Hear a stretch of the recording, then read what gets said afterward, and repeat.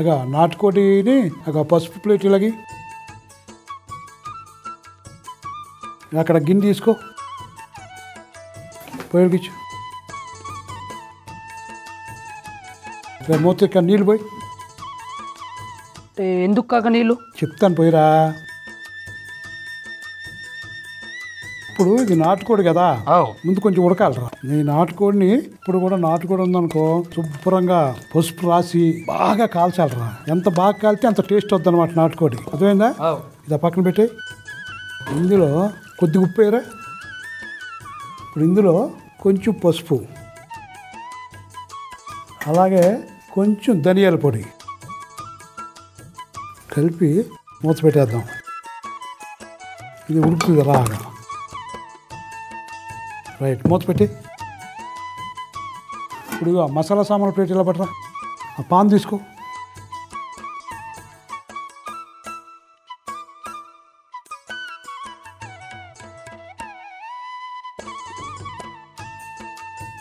ఇప్పుడు ఇందులో మిరియాలు,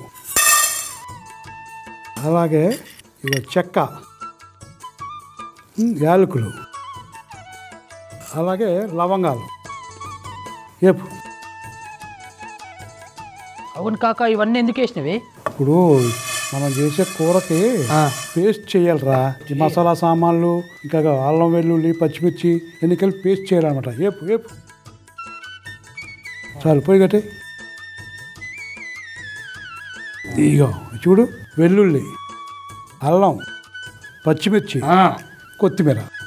ఇప్పుడు మనం వేపిన మసాలా సామాన్లు మొత్తం ఇవన్నీ కలిపి పేస్ట్ చేసుకురా. అన్ని కలిపి మొత్తం. నీళ్లు పోయకూడదు రోయ్. నీళ్ళు పోయకూడదు. నీళ్లు పోస్తే మెత్తగా వచ్చేది. మరి అంత మెత్తగా కాదు, కొంచెం బరగ్గా ఉండాలి. బరగ్గా ఉండాలి. అది అర్థమైందా? అది వెళ్ళు, తొందరరా కాకా. తెచ్చిన.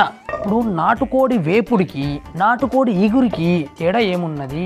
ఇప్పుడు కూరకి వేపుడికి మధ్యలో ఉండేది ఇగురు రా, సన్నాసి. అది అర్థమైందా? దా అది తీసుకో, అమ్ముకుడు తీసుకో. దా పెట్టు, పోయలకి ఆ సామాన్లకి ఆయిల్ పోయి.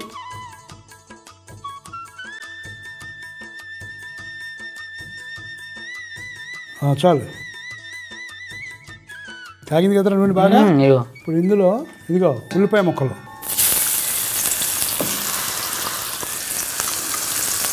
ఇందులోనే కరివేపాకు వేద్దాం, కొంచెం పసుపు,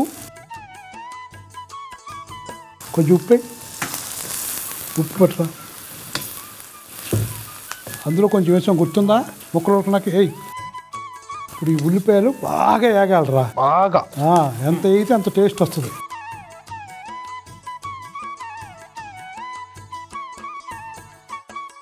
ఉల్లిపాయ బాగా వేగింది. ఇప్పుడు ఆ పేస్ట్ వేసి.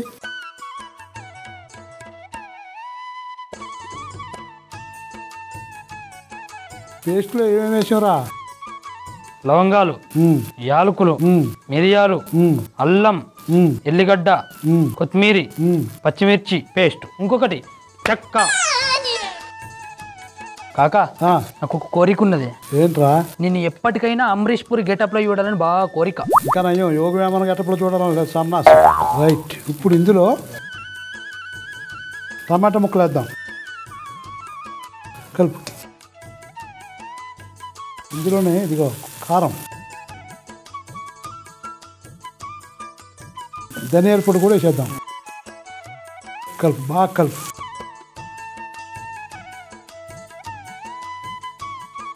రా ఇక్కడ చూడు, పైన కవర్ ఉంటుంది, మూత పెట్టి. ఇప్పుడు ఇది నూనె పైకి వచ్చేదాకా బాగా మగ్గాలరా. అప్పుడు చికెన్ వేద్దాం. రే మూత తీసే, కాలుతుంది. అది ఇది కూడా అయిపోయిందిరా. ముక్కలు తీసి ఇందులో వేసే, పొయ్యి కట్టి.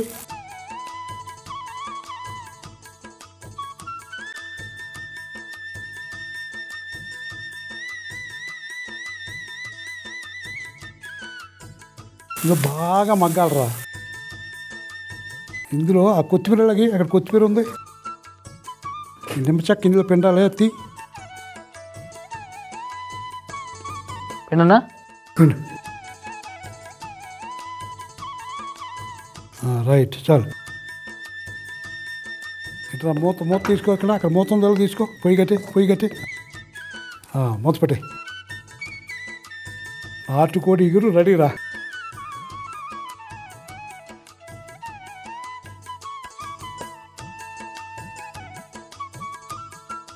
పెట్టు.